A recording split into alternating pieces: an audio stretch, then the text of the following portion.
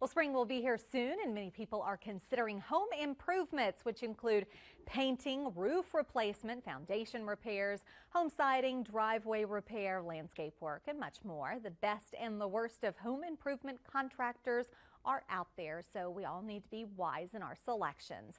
Here with some suggestions is John Paschall, President and CEO for the Better Business Bureau that serves all of Southeast Texas. So what are some tips for us consumers to be wise out there? One of the things you want to do, Kelly, is make sure that whatever the work that is to be done, you agree with the contractor and you put it all in writing.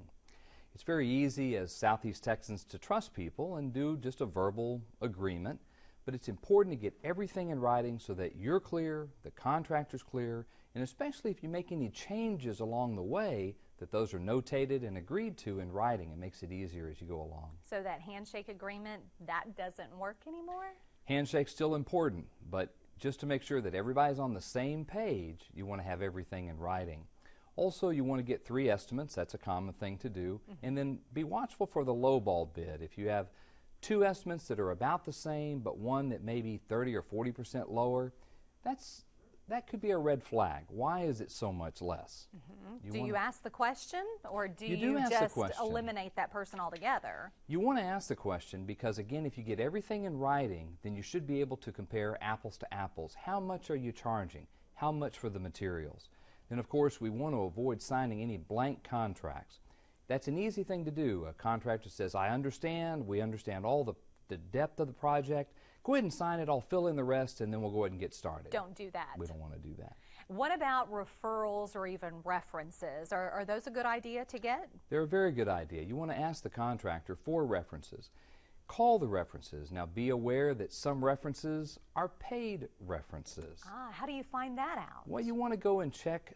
Look at the project, see if you can find work that is both complete and a project that's also in progress. And then, of course, be watchful for a contractor that asks for a large portion of the money up front.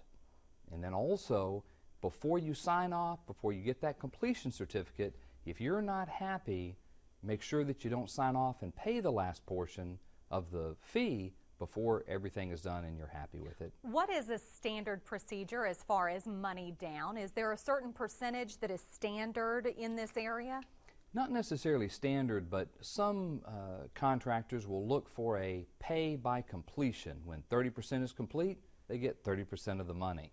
It is possible that they may need some money up front for materials, but the standard, the reputable contractors don't necessarily need all that money up front to go from job to job. So you want to be careful about that. And where can folks find more information?